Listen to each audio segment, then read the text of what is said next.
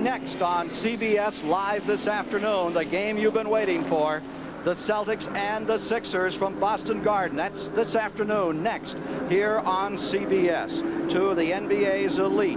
At #1 team in the East, the Celtics will be going at it. The two teams that could be on a collision course for the NBA playoffs. And it's all here today on CBS. We have 5 laps remaining to decide $50,000 in the $170,000 Clash of '84, 6th annual. Incredible race. Last year, Bobby Allison was the first driver to ever have a bad wreck in this, and it was in the same area. He slid off #4, but he actually hit the wall, and his car was bounced back into the track. Today, it was actually a blessing for Ricky Rudd that he did not collect that wall, because it's not the rolling over, it's the sudden stop that gets you. Absolutely. Ken, that area, Richard Petty pointed out that there's a bump there. Actually, my opinion, what happens that the pavement levels out in a hurry. They come off of that 31-degree banking onto a flatter surface, and as fast as these cars are running, it actually gets airborne just momentarily as they come off of there. And it's very easy to go out of control, particularly with a car that's not handling well. As Richard Petty pointed out, it didn't look like Ricky's car was handling that well down on the inside. He made several moves trying to get up there, but the car just wouldn't stick for him down there. But yet he was still in there giving it all he had. We are trying to confirm the report that Rudd was just shaken. That was the first word that came to us, was that he was just shaken. He's being taken for a checkup at the field hospital now. But he really rode that Bronco down. He was on the White Lightning all the way to the ground about 9 times, sometimes 10, 12 feet in the air. Well, of course, those cars that have dropped out of the draft now, this gives them somewhat of a reprieve, because they're right back up there with the leaders for this last 5 laps of racing. Maybe they'll gain new life. Jimmy Thompson, old-time racer, has said of this Daytona Speedway, there have been other tracks that separated the men from the boys. This track will separate the brave from the weak after the boys have gone home. That's pretty good. 1959, the day they opened this track. That's what he thought as he looked out over this thing and got ready to run it. Next week, there'll be some 40 to 42 cars lined up to race for over $1 million. We'll have 3 onboard cameras. One of them right there in Neil Bonnett's car, one in Cale Yarborough's car, and one will be with Richard Petty. How about it, Richard Petty? You're looking forward to next Sunday and taking some folks for a ride all over America? Well, I'm looking forward to having the camera in the car, although I'm not going to pay a whole lot of attention to it, I don't think. I'm going to be busy driving the car, but I think that, you know, that with the camera in the car is the closest that anybody in the audience is ever going to get to driving a race car. You know, if you had the camera in Ricky's car, you'd have got the thrill that Ricky got. But just running around a racetrack at 200 miles an hour and seeing how quick the corners come up, how quick the cars come up, how quick the drivers react is fantastic for me just to watch it on TV. Well, Richard, on behalf of all of your fans, don't give us any thrills like what we just saw here today. Well, you can bet I'm going to try not to do that. I'm going to try to be real smooth and real even and just go ahead and win the race from there. And indeed he has. He's won it 7 times. Richard Petty, the all-time champion, winner of 198 Grand National races. And you'll be with him in the driver's seat next Sunday here on CBS, along with Neil Bonnet and Cale Yarborough. Again, let me tell you, as they come down and prepare for a start, they'll get green this time. Neil Bonnet's on the pole for next Sunday's Daytona 500. He qualified at 200.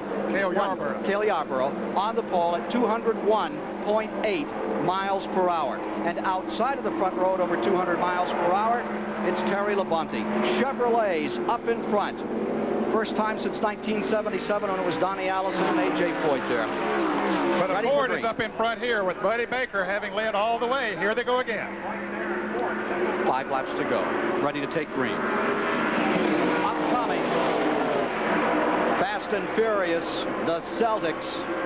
Philadelphia 76ers today with Dick Stockton here on CBS. Ken, Darrell Walter made a pit stop during that caution period. So did Terry Labonte and Ron Bouchard. Walter was trying to make a move from the back there. Let's see if he did do something that's going to help his chances here. May have had a tire equalize earlier. Could have had, because he was dropping back off the pace. But they're right back to where they were. 1, 2, 3, 4 with Baker out front. And then Bonnet, Yarborough, and Joe Ruttman. They seem to be content. I'm surprised, really, but they know that if they pull out, they've got to have the muscle to move right on up front. Buddy Baker, who has run and won the fastest 500-mile race in history here at Daytona, 1980 at 177 miles per hour, clicks off another lap through the first 15 laps, they were averaging 193 miles per hour, inches apart. That was Walker, we saw, tried to pull out, but he saw that he could not do it, so he got back in line once again. 6'4", gentle fellow from Charlotte, North Carolina, Baker on the point. He loves this track. He loves Talladega. Anywhere you can go 200 miles an hour is his kind of racetrack. Bonnet right there. There's the most aggressive of the new stars. Neil Bonnet, winner of the World 600 a year ago. He's never won the Daytona 500, and he said all week, this is my year. We'll know next Sunday. And Cale Yarborough with that great dramatic race a year ago. There he is in third. He sneaks a peek at the outside. He did take a look there. I'm sure he's just sort of testing the air out there. Kent, here's a car moving on the inside. Is that Jody Ridley? That car has been exceptionally strong. Now he moves up into the 4th position.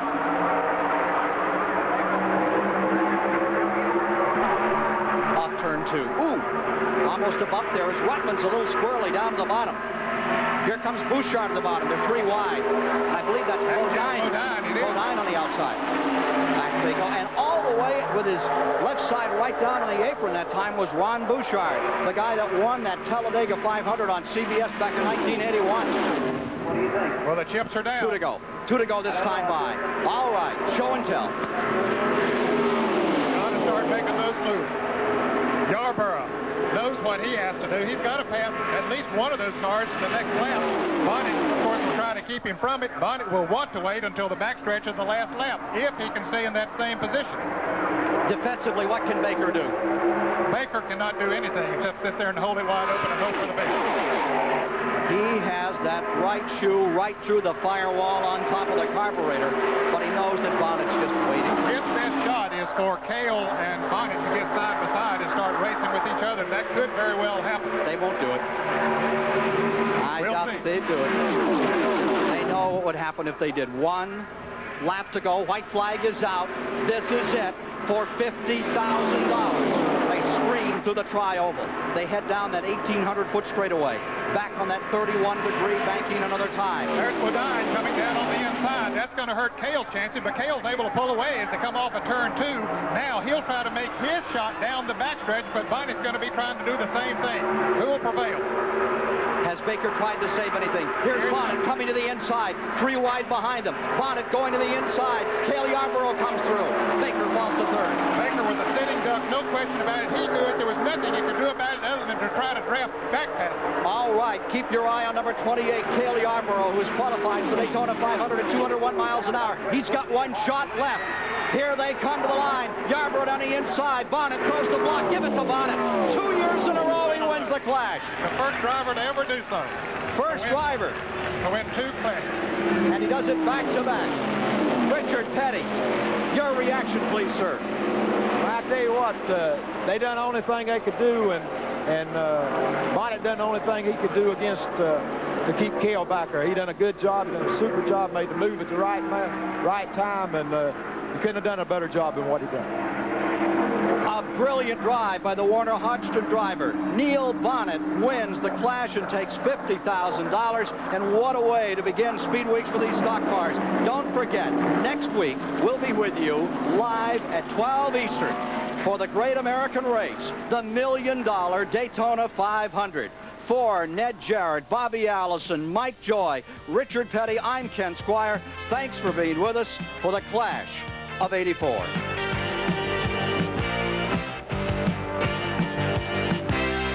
Busch Clash was sponsored by Anheuser-Busch, the brewers of Budweiser and Busch beers. Next on CBS Sports returns to Daytona next Sunday for the 26th annual.